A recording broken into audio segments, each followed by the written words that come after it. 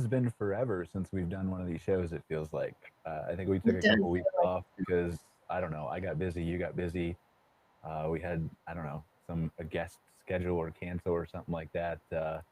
It feels like it's been, I don't know, a year since we did one of these shows. But time it seems to does work with feel. COVID anyway. So, and then we're on our new time. So I feel like Yeah. nobody's going to watch this week because nobody knows we're here yet. But the new time, for those of you who are watching, is Wednesday, 1 o'clock Eastern, 10 o'clock Pacific, 9 o'clock, I don't know, whatever. Um, Same show though. Brian Searl here with Insider Perks. Cara, who has a new last name, who's going to pronounce it for us. It's actually not new. It's quite old. Well, old, new. Old, Back to the but back to my maiden name. It's pronounced Sismaria. Cara Sismaria. Sismaria. Thank That's you. I'm a whole way new too woman, so yeah. I think right? yep. I mean, you could have gone with Smith. That would have been better, but Dreams. Sismaria we can deal with. I could dream. Blankenship's easier to pronounce too. So Yes. Yeah. welcome, Yay. Heather. Hi, Heather. Hey, How's it going? hey, great. How are you? Wonderful. Doing great. So I think today we were going to talk about training, learning opportunities, those kinds of things. There's a whole broad spectrum of that stuff out here, and so we've got Heather here who's got a course he's developed. She's going to talk to us about. We'll also cover some things like some of the different training sites that you can sign up for memberships with. We'll talk about what the associations offer as far as national schools and conferences and stuff like that, the Facebook groups where you can gain knowledge from. Just kind of touch on a whole broad range of those topics. So where do we want to start, Cara?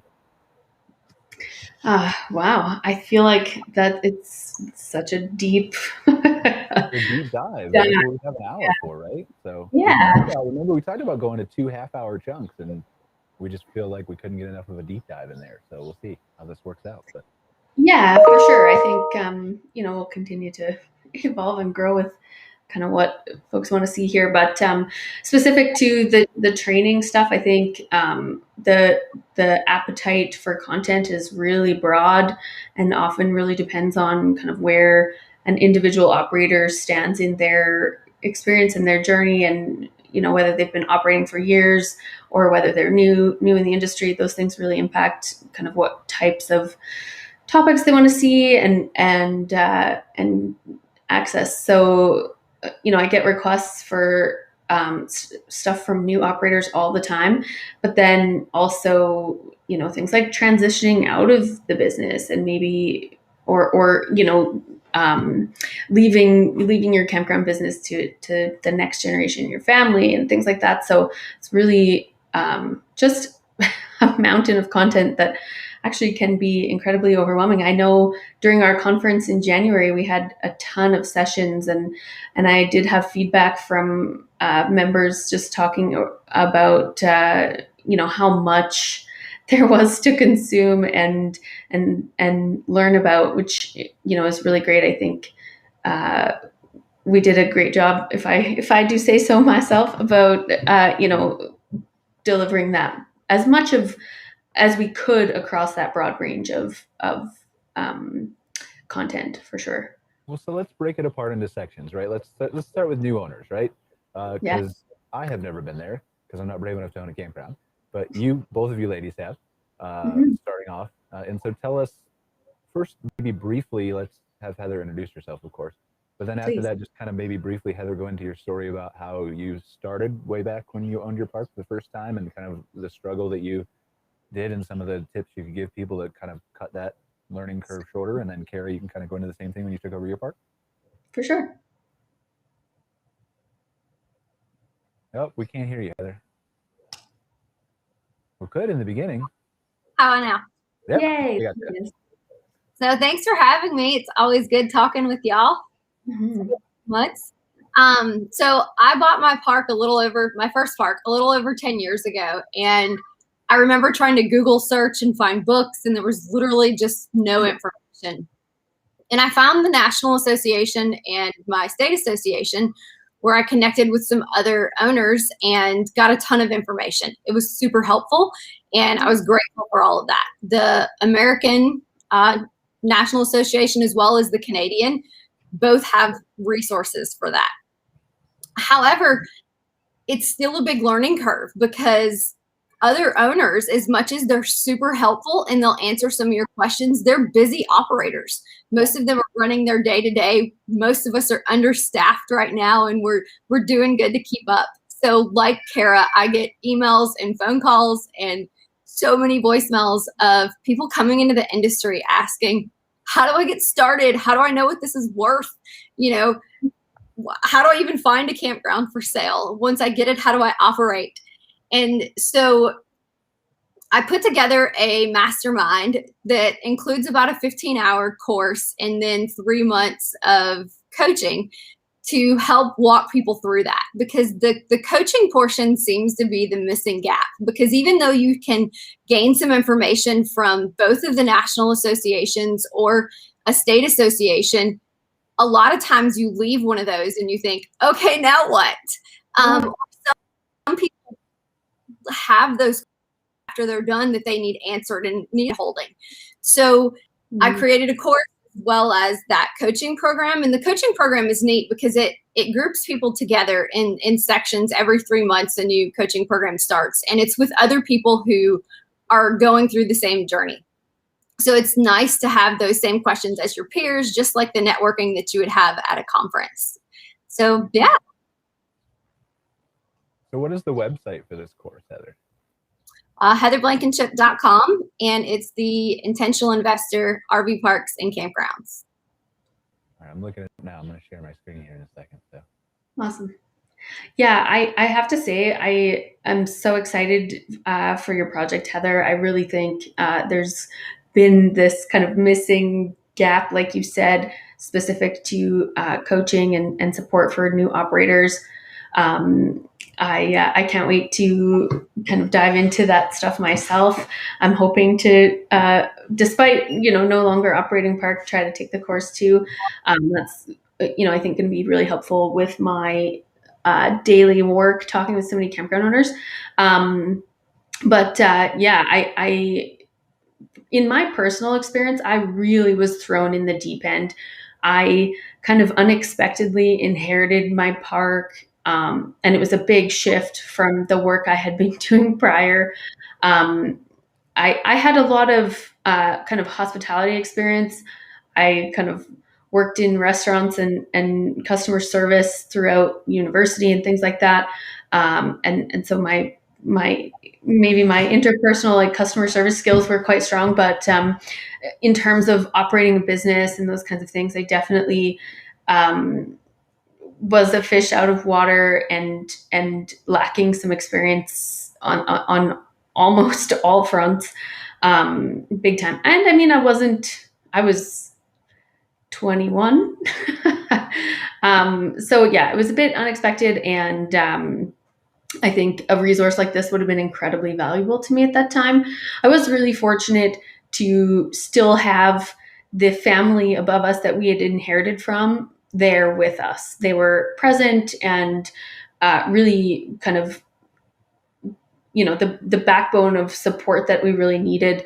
Certainly there were things that needed maybe updating or changing with time, but that basic fundamental understanding of the day-to-day stuff was handed to me in a really competent manner. And so that was a good transition for me. So my experience, I think, is a bit different from Heather's, where I didn't purchase my park. I didn't walk into it with this knowledge that I wanted to kind of grow this, and I was really trepidatious. So I think for me, the initial learning curve stuff was like, I mean, I wasn't an RV camper myself. I really had to learn those fundamental basics. I think typically we see folks that seek out purchasing a campground are really passionate about the lifestyle and the industry and stuff like that. So perhaps I'm an anomaly in this case, but I think those basics are a strong foundation that I would imagine get covered off really, really successfully in Heather's course. Which one are we looking at here, Heather? The real estate, or? If you go back and find one that's for the RV course, also you're looking at beginner real estate investors.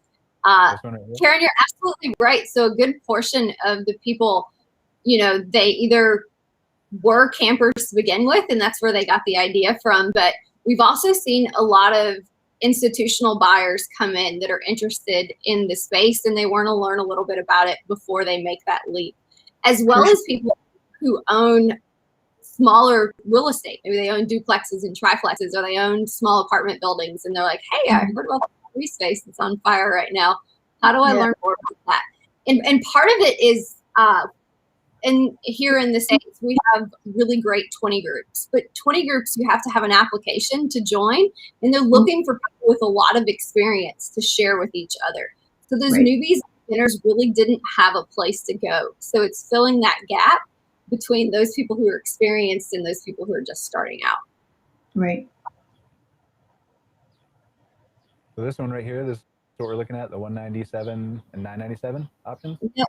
Those are all the beginner real estate investors, Brian. You're on the wrong spot. Let me pull it up for you. I clicked on courses at the top and couldn't find it. So, but yeah, go ahead. I'll turn mine off, and you can share your screen in the bottom there if you want. And I don't know how to do that. I was just looking at it the other day. I'm gonna pull it up here too. But yeah, I mean, I think there's two facets to this, right? Whether you're new or existing, and we'll talk about this a little bit later with the different courses. But there's new from I need to learn the industry perspective, which is huge. As you're talking about, right? What are the different site types and the different amenities and what's successful and who do I want to market to and all that kind of stuff. But then there's also the foundational, like, are you a business owner first? Do you know how to do the small business owner things that are all small business owners need to master and understand?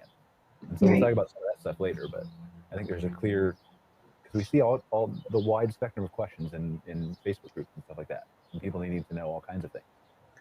Yeah, well, and I mean, those Facebook groups are such a great resource, I think, in terms of kind of community engagement with one another. But I do sometimes see, conflicts in perspective. And there's always that, the need to understand that my park is going to be arguably very different from a lot of the other parks. And so that it's not always simple to apply every concept to every property. Which can be dangerous. Like taking advice from somebody else who's maybe owns a yogi park and you own a seasonal park. Just asking a blanket statement like that you have to be very careful. And oftentimes new owners don't even realize that there's differences, and there's the danger in that. They could be getting advice from somebody who's a seasonal park, and they're running one of those more resort style properties, and they've gotten terrible advice, and neither side had malicious intention. They just didn't have all the details because it was a 15-word post without all the information. Yeah, well, and I find I'm guilty of this too as well. I think operators are very passionate about there's so much heart and soul kind of poured into their properties and stuff. So they, are very passionate about the way that they're doing things and the way that they're operating. And so you can typically feel that in those groups from those individuals. So it's, I don't think ever out of coming from a place of malice or whatever, but just sincere, like, almost, it's like pride. You're proud of your baby. And so you are really connected to it. And that's completely understandable. But these Facebook groups are certainly a wealth of resources. I think I know we have one for our CCRVC members, and we see quite a bit of stuff go on in there. Oftentimes those basic questions or things surrounding, help me find a great insurance provider, or and those are fabulous things to be asking in those groups because, that tried and true kind of exposure to suppliers and industry contacts. I mean, when they're proven out with other operators, it typically is great information for sure. Yeah, having those real-time kind of reviews that you can see that there's a real person on the other end, not maybe their competitor that's just bashing them or somebody that picked the wrong site. Having that real feedback is super helpful in those groups.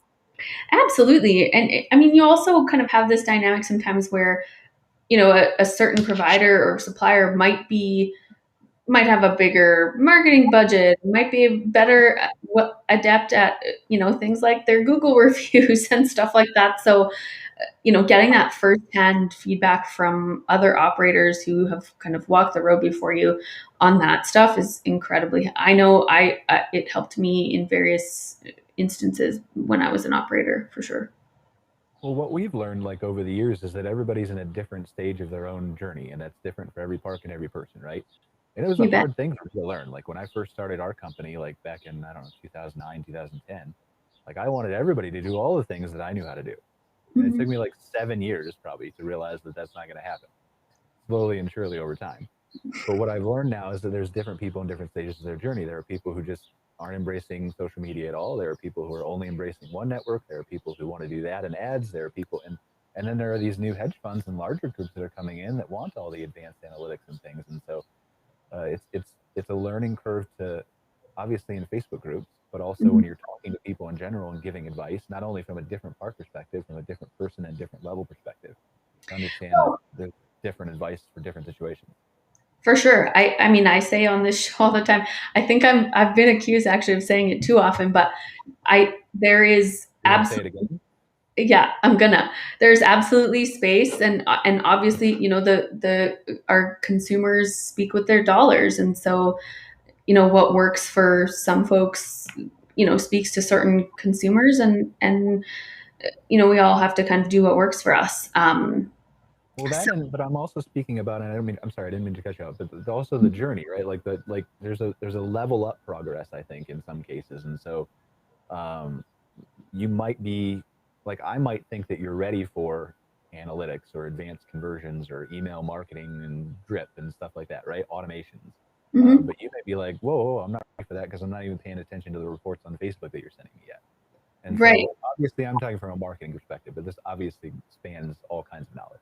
Well, and my point with that is essentially that our campground operators are typically motivated by the performance of their business. So as campers kind of seek different things or maybe different amenities, or want, strictly rely on Facebook reviews or posts to find your park or whatever, a park is going to have to be adaptable in those ways, dictated by how the market is reacting to their model. And typically we don't see, it's just human nature to kind of keep things the same until we need to see a change, right? But I think that's why, Heather's program and the conference content we have available at CCRVC and stuff is such a valuable resource, because you can start really opening those doors and learning about new strategies and stuff that you can be applying to really, I don't know if take things to the next level is the terminology, but yeah, being willing to expose yourself to these different or broader concepts. You don't have to apply everything you learn in every course, right? But being aware of them not only helps you in your business, but helps you understand your competitors and maybe what they're doing, and that stuff is incredibly valuable. It also speeds up your learning curve, because a lot of that stuff you eventually learn, but it would have been nice to learn it, 5 years and $1 million ago that you've wasted trying to figure things out. So those educations and being surrounded by communities of other like-minded people, I think propel you forward quicker. It's not like you might not have gotten there on your own. It's just going to speed you up quite a bit and help you, follow those key performance indicators a lot quicker. Absolutely. So we touched on what your course as a broad overview is, Heather. Like, walk us through some of the modules and the specific things people will learn here if they take it. Yeah, so it starts out at the beginning in the history of RV parks and explains how all that came about. And then we talk about everything from the basics, like Cara talked about, that she wasn't aware of because she wasn't a camper. You see me going through teaching you how to hook up a camper. And as a new owner, you might or a potential owner, you might wonder, why is that important? I'm not going RVing. This year especially, we have seen such an influx of new campers that people pull up literally off the lot and have no idea how to hook up their sewer system or what these things are. And if you don't show them, you're not providing good customer service. They're going to leave you a bad review and potentially cause damage to your property. So it's really important that you know all of those aspects. We talk about, standards and regulations, zoning and permitting, developing, maintenance, customer service, literally marketing, literally everything. Just going over all the different software options and anything imaginable in that 15 hours that's related to RV parks. Dynamic pricing? Glamping? Dynamic, for sure. Lots on glamping. There's actually a separate course on glamping just because it's such a hot trend right now. There's a little bit of glamping stuff that's mixed in with the RV course because so many of us have those at our properties. And then there's a separate option for people who are building or buying simply just glamping. Amazing. Amazing. Yeah. So, and that's a whole other show topic, right? Like, how do we educate campers on not to damage our parks? Exactly. I feel like there should just be like a series of gates that are locked until they pass courses and take quizzes before they can get into the park.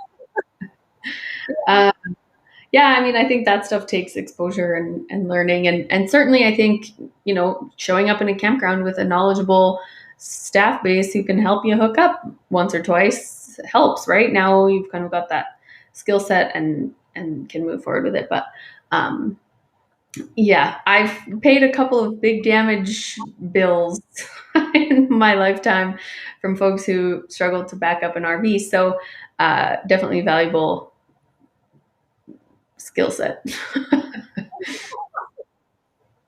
Let's talk about what else we got here. What are some other training options that you ladies have come across in your journeys that you really liked?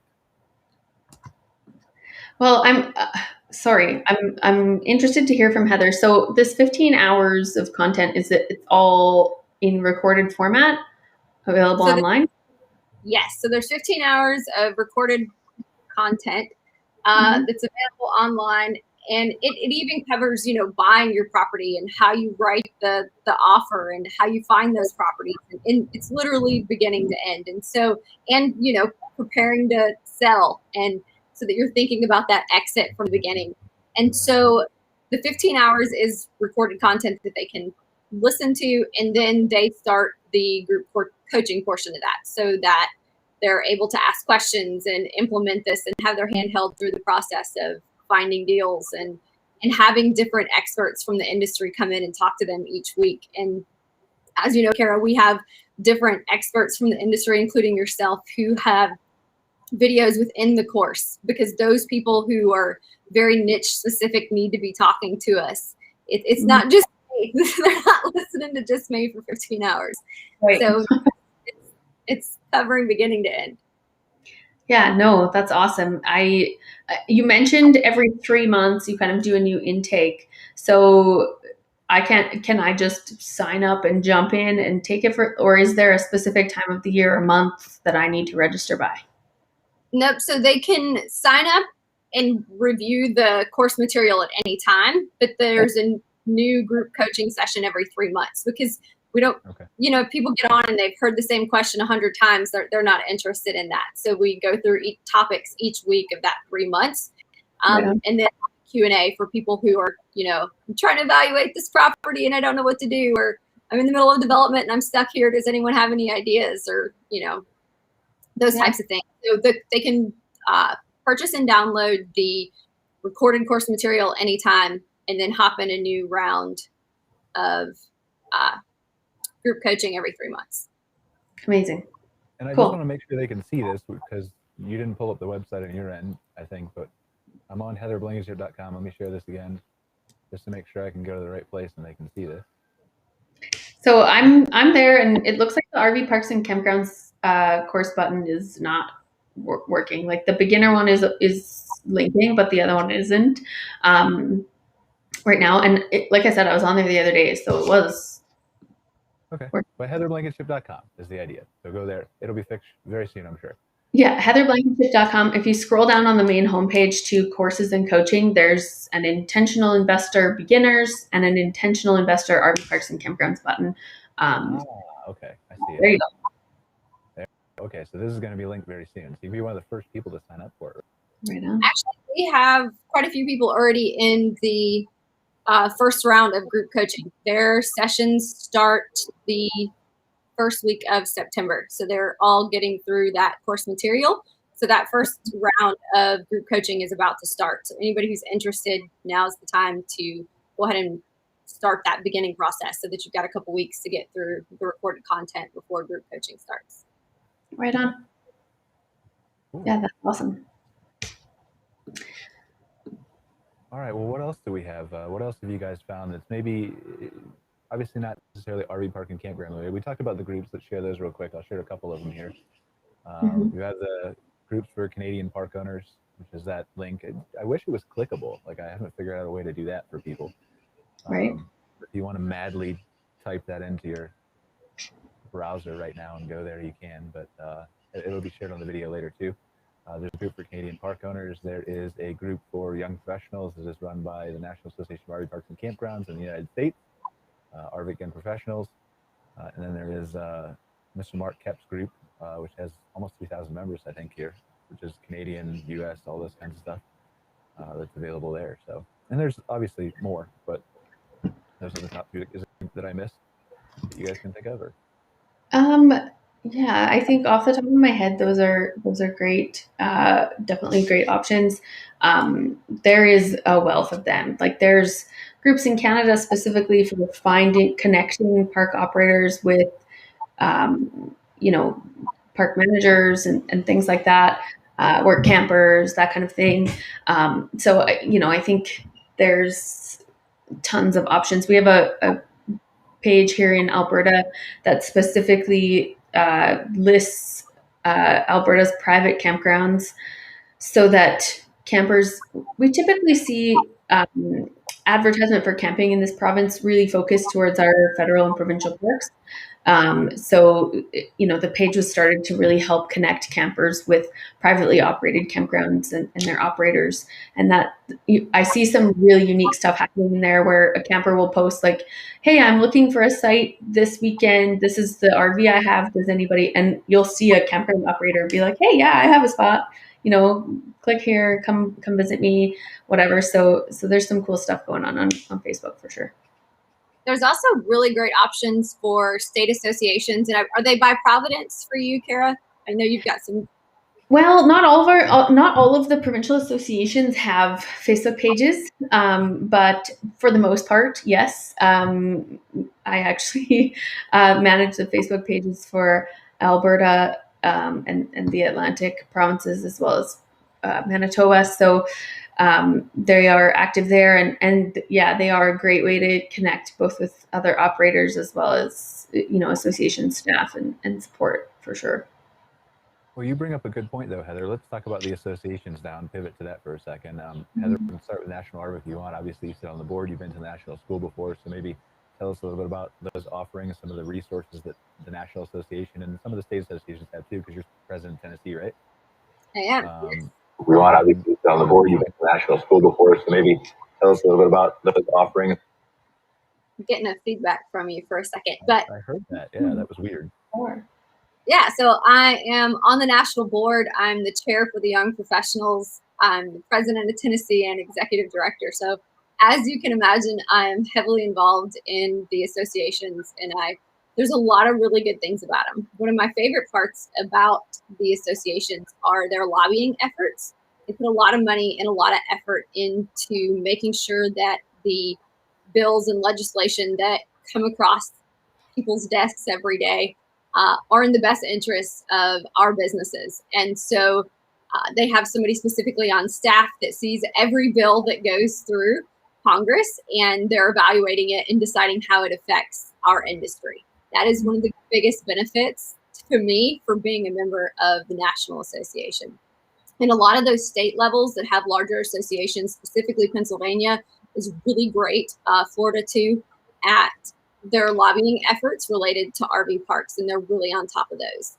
As we all know, things like minimum wage and different laws related to how we can be sued. I know we all remember when the pool lift stuff came through, the campground inclusion law that they're working on right now. So being part of that is a big deal. The inherent risk, I think Missouri just passed, right? So Yeah, Missouri just passed. Was it last week? Week before last? I think it was last week. So those are all huge benefits being part of that. Also, when you have an issue locally, to be able to call them and have that resource for some help with it. Also, actually on my desk, I have sitting here, the NFPA 1194 is part of what ARVIC does. And it has to do with the standards for your park. You know, when you're building or you're developing and you're trying to figure out how far do my pedestals have to be apart, or where do I need to put this fire pit, or how tall should I have XYZ. It's a huge resource. Absolutely. One of the biggest things is community and meeting all of those other owners and be able to ask them questions and have those buddies to call and say, oh my gosh, I'm freaking out. What do I do about this? And oftentimes they've been through that before. Each state association has a conference every year. Tennessee's about to have theirs. The National Association has theirs in November. When are y'all having yours? We're not sure. There's planning things are kind of still ongoing. We've got our conference committee at the national level really sorting stuff out still. Provincially, I know in Alberta we have meetings and gatherings scheduled for October, and everyone's really excited to gather in person too. So things are rolling, and I'm sure once our committee has some firm plans in place, announcements will come out probably via this show and a few other key places. But I'm excited for that stuff. It'll be great to really see everybody in person again and gather. That's awesome. Last year was great, so I'm looking forward to it. Yeah, right. It certainly it really met that need for a connection that I think everybody was really craving. Yeah, the coffee and conversation is fun. And the speed networking, getting to meet a new person every three minutes, like people I would have never met.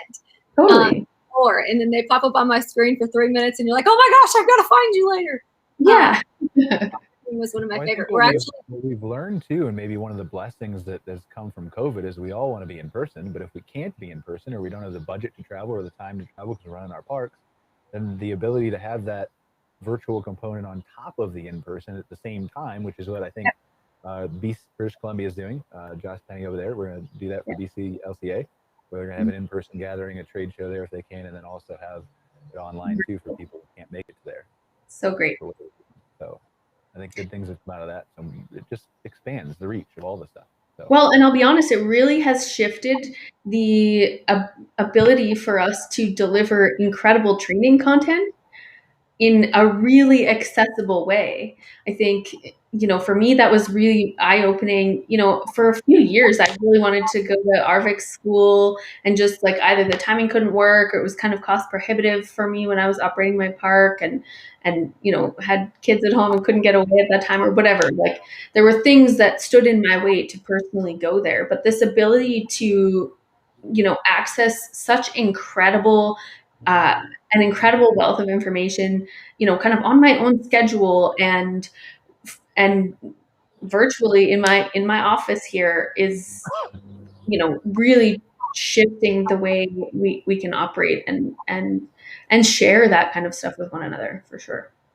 Yeah, I mean, I think the benefit to in-person is obviously, as we've heard a lot of people say, right? Other than that, we know what the benefit of in-person is, right? Shaking hands and eye contact and meeting people. Yeah. But the ability to be away from your park and not be distracted is one of the things that we've heard too. But I think they both have their benefits and advantages. Absolutely. Yeah, I think the ability for this online content to kind of enables you to really share that content. Maybe you could only take yourself to the in-person conference, but now you and your spouse who are operating together can sit through this course and things like that. So, that stuff is great too. The level of accessibility is really interesting. It also opens opportunities for who our speakers are. A lot of those people have conflicts with how long it takes to include traveling and all these different things, or maybe they're not willing to travel quite as often. It really opens the opportunity for the people giving the education as well. Yeah, no, that's a great point. Absolutely. I do think we need a third option though, for the park owners who just can't make the time. Like, they could probably make the time, but they don't really, they can't force themselves to do it.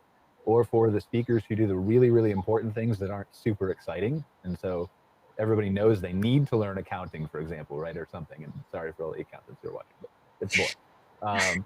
But who maybe don't want to deal with numbers or something like that, right? So maybe we need a third option where we just drop people off in the wilderness by helicopter, and they can't make their way out until they take all the courses and learn all the things they need to get out. I don't know. Yeah, I Well, mean, I don't think anyone's signing up for that one. I mean, I bet you there's one park owner somewhere who would be like, yeah, that's exactly what I want to do.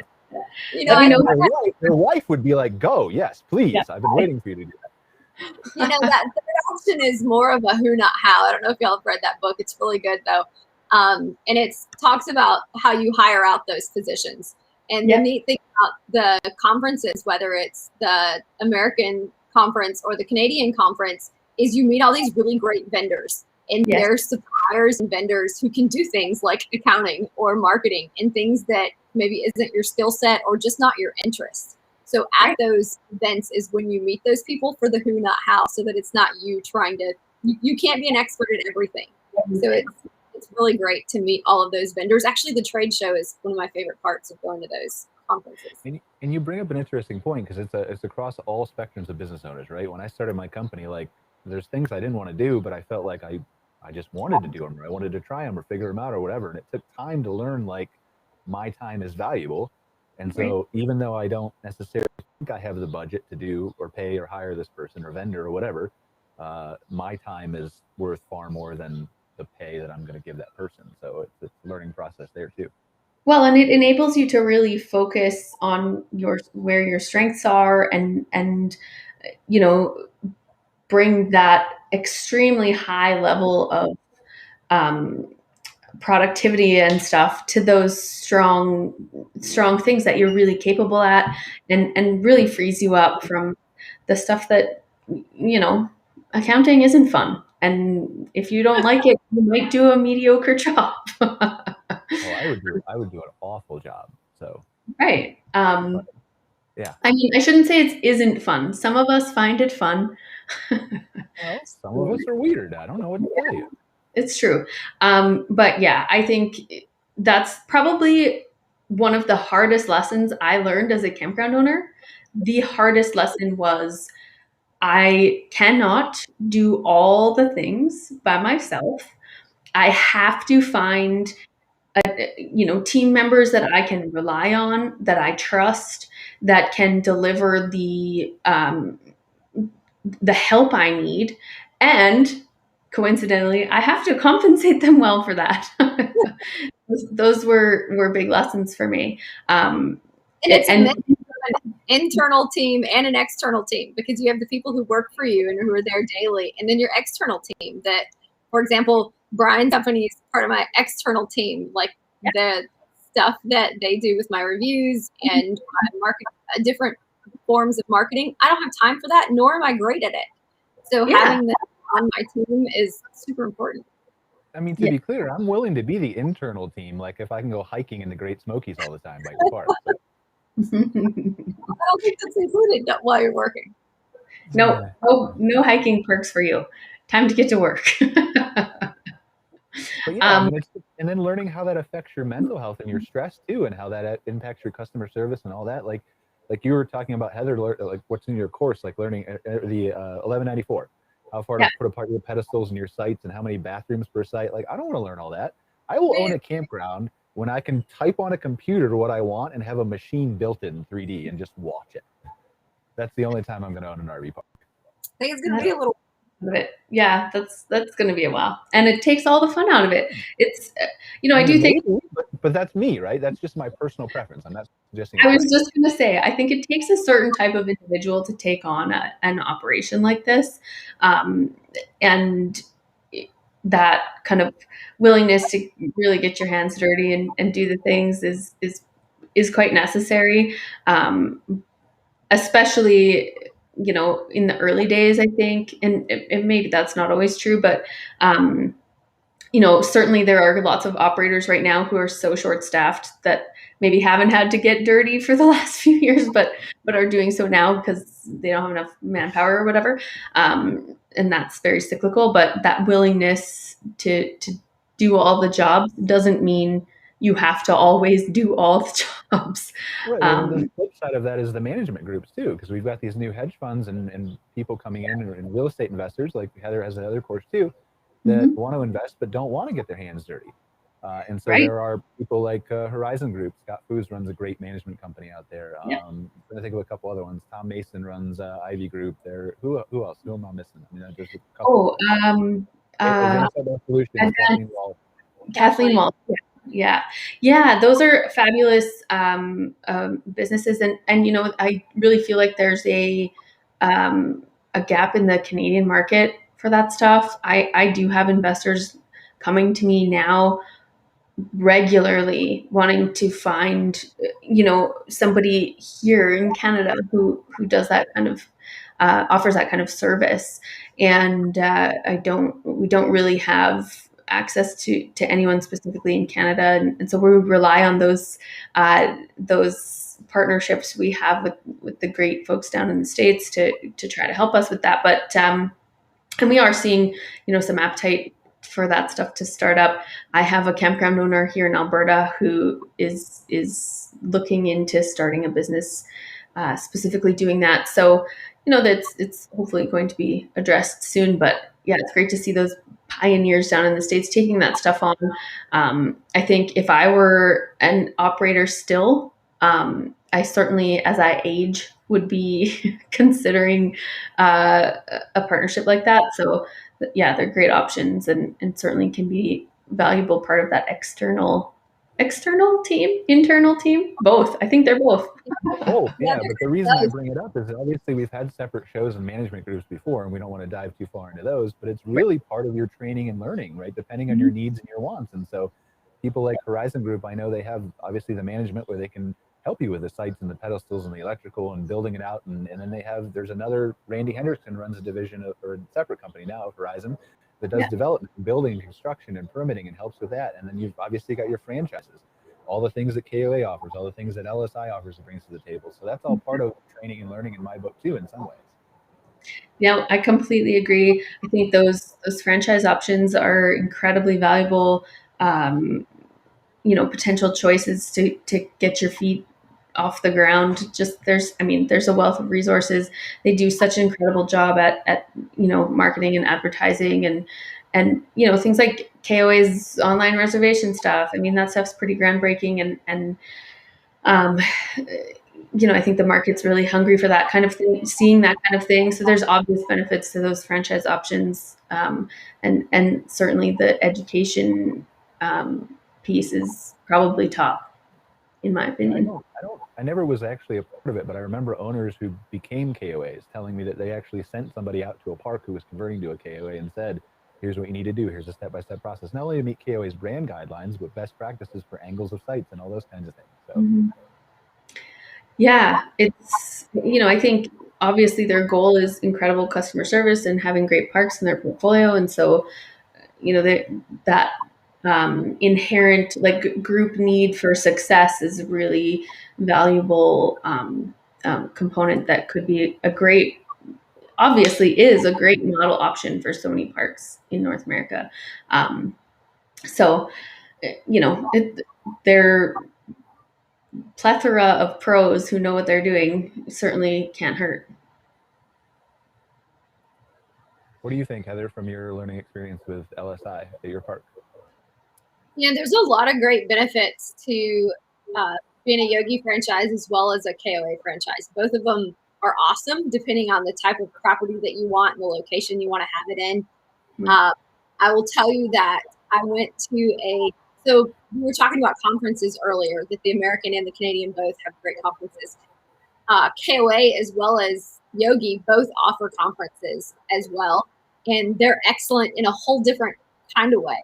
I went to a KOA conference a couple years ago, and it was one of the best conferences I've ever been to. It's freaking amazing. They do a fabulous job putting on a conference. Agree, yeah. So, say it again?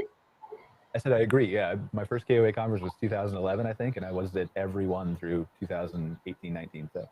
Yeah, they're really great. And so those companies put a lot of work into education and growing obviously it's in their best interest that those franchises grow and make more money each year.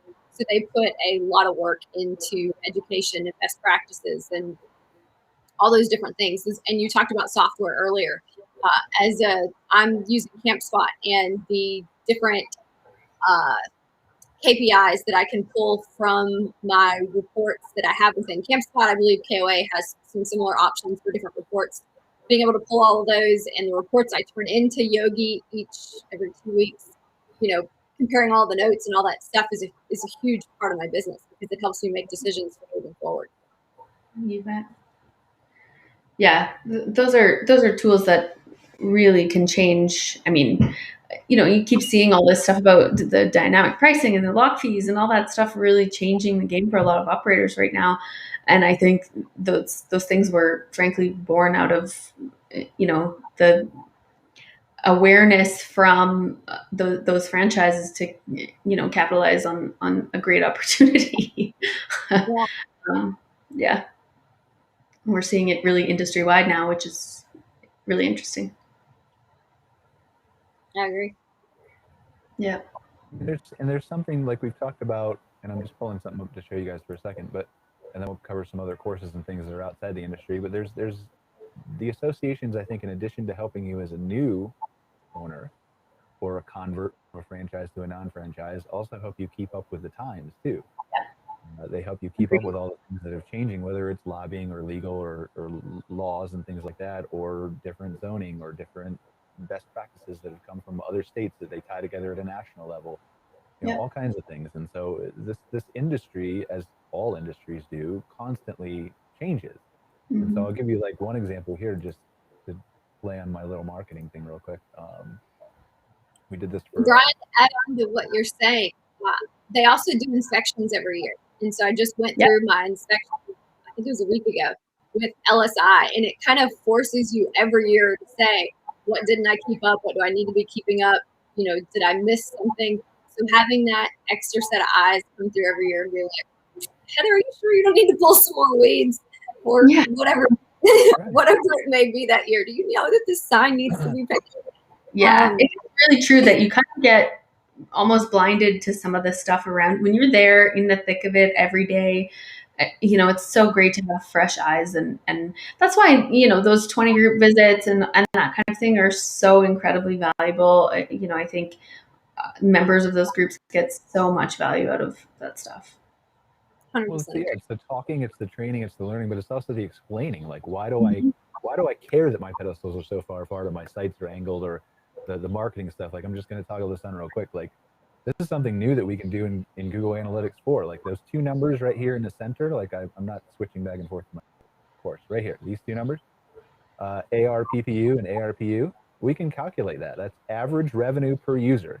So $9.54 for everybody who comes to your website. That's how much they're worth. Based on CampSpot, this is obviously going to hook them to other reservation systems. And then ARPPU, which is average revenue per paying user. So everybody who comes to your website and checks out. Those are real numbers that you can look at. But if you don't know what you're looking at or why they're valuable to you, if you don't have a marketing person to explain in this case, or a franchise to explain why your site should be angled, then those are kind of meaningless to you. You can hear about them and read about them, but until you see them in practice. Yeah, no, absolutely. Again, goes back to really relying on professionals for stuff that isn't, your in your wheelhouse or maybe your favorite cup of tea or whatever, right? That stuff has come a long way too. I think it's hard to keep up with that stuff with how quickly that it changes. Right, which is, again, like the value of Heather's updating her course, which she's going to do frequently to keep up with those times, or the association of going to conferences every year. All those external teams who can explain this. You bet. Yeah, one of my favorite courses at all the conferences always when KOA gives their report. KOA does this awesome North American camping report every year where they survey all these different campers and they're finding out all the trends that are happening in the industry. And that's always one of my favorite classes at all the conferences. You're like, oh, everyone wants to go hiking this year. Why aren't they fishing anymore? Or they're expecting I do XYZ with my site. So, this many percentage of campers right now have children. So it's really important for my business planning for the next year, listening to all the data that comes out with that. I would really like to know how they compile that data and track it, though. Like, is there somebody standing there when they give birth in the hospital? Like, check, that's a camper. I don't think so. So it's just an educated guess. So that's all I'm saying. Right. Yeah, I think, that goes back to kind of relying on folks who have the tools. And it's just like being a member of your association to get government advocacy support stuff. Those guys have teams. Our association works with professional, PR teams and government relation teams to maintain great relationships with politicians. And those are just basic things that a lone campground owner often can't, chase after and maintain. They have a business to run, right? So same with the data. I mean, KOA, like you said, does a fabulous job. They're really great at sharing that data and using it to help us continue to keep the industry as successful as it's been. All right, well, let's wrap up. I think we got a couple minutes here. I just wanted to share a couple things that are non-campground related that we've come across. Yeah. Awesome. That we've shared with you. So I'm going to share my screen here in a second. Let me change this. Hold on. Stop screen sharing. Let's see if we can do this. All right, let's start with this one. So this is LinkedIn Learning. It used to be known as Lynn.com. It's not sharing, Brian. I'm sorry. I got to turn on the tab. I keep forgetting to do that. So this is LinkedIn Learning.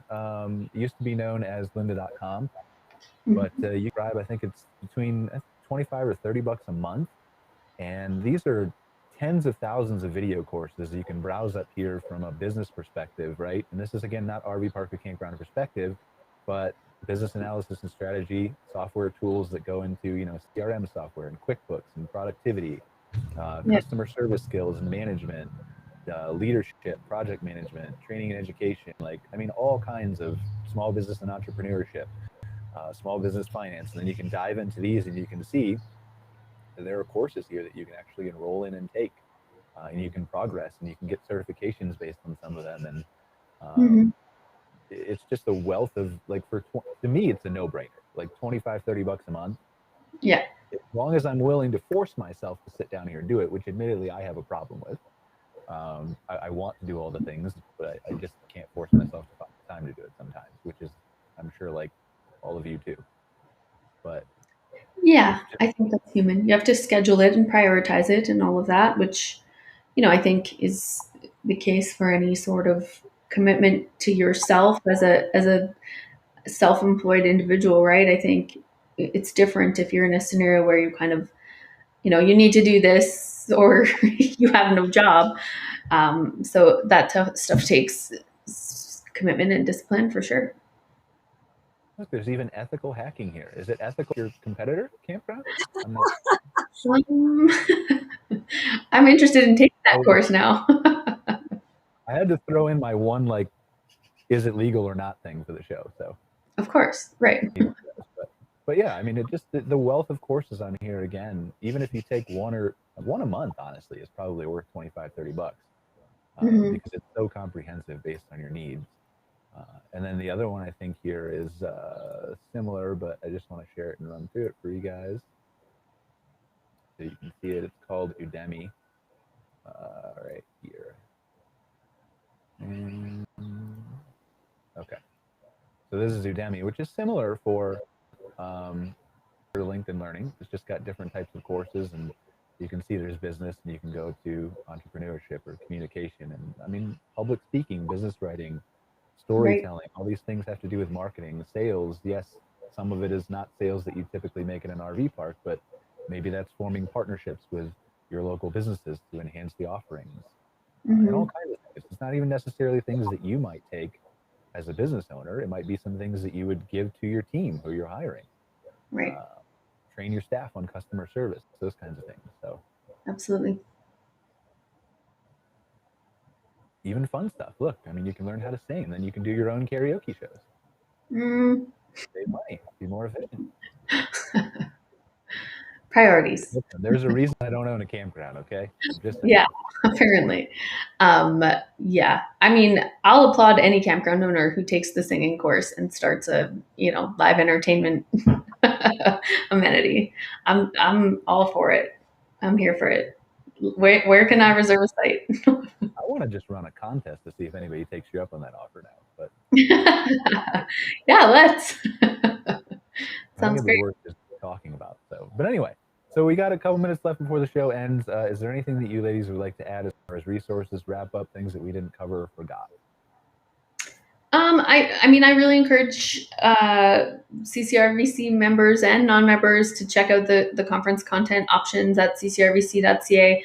There's a ton of great stuff that came out of the 2021 Canadian Outdoor Hospitality Conference and Expo in January, and that stuff is available in recorded format. We had sessions covered by the three of us, as well as a couple dozen other really great pros across the industry, both in across North America. So, that stuff is quite relevant still and timely and available there for purchase. That's ccrvc.ca under the events tab. You can check that stuff out. I am super excited to work with Heather on the intentional investor programs. I think our members can really, really benefit from access to, like I said, both the accessibility, but the intense amount of content. I really think it's going to be a great option for members and non-members alike. Thanks, Cara. I'm super excited to have Canada involved with that. And I've put out daily content on all of my social media platforms that's related to RV parks and investing in general, or mindset for business owners and how important that is. So you can find that on Instagram or TikTok at Heather Blankenship. Awesome. All right, so I think that's all we got. Leslie had a comment in here. I just want to put her on. Leslie, this is the new time of day, but it's Wednesdays. You're too stressed at your park, and you need to get some external teams in there to help you. Yeah. You're a day behind. But yes, other than that, 11 Mountain Time is the correct time for our show now. We adjusted it based on some feedback from the park owners, so we are going to do that here at this new time going forward, and we'll see how that goes, and always be listening to your feedback and stuff like that. But yeah, I was going to say, please, anytime you have any feedback, topics you want to see covered, things you want us to talk about, if you want to come on and join us, please reach out. Brian and I are both on social media and obviously easily reachable by email. Oh yeah, you're right. It's my day off. I feel like you should remember your day off better than any other day, Leslie, based on how much you work. But yeah, happy Wednesday and happy day off to you. Good for her for learning on her day off. Right? Here she is watching the podcast, learning on her day off. I appreciate that so much. Leslie's Park is awesome, and she's always doing some great stuff out there. So yeah, she's one of my favorite members. Am I allowed to say that? Yeah, because you said one of, which could be 3,000. Could be. You Who knows? about how many favorite members you have. So yeah, it's a mystery. All right. Well, thank you guys both. I mean, obviously, Cara, you're here every week with me. Heather, thanks for joining us, talking about your course a little bit. I'm excited to see. I'm probably not going to take it until they have the 3D printing thing, where I can just be lazy and watch build. But I'm sure it's a good course anyway, and everyone else should take it. So how much is it again? It depends on what option you choose. You can click on the link on the website, and we can talk through what exactly you need. Okay, perfect. So, and then as always, attend your conferences, state associations, use those resources available to you. We are available, our show here, obviously, every week when we decide to not take vacation every week.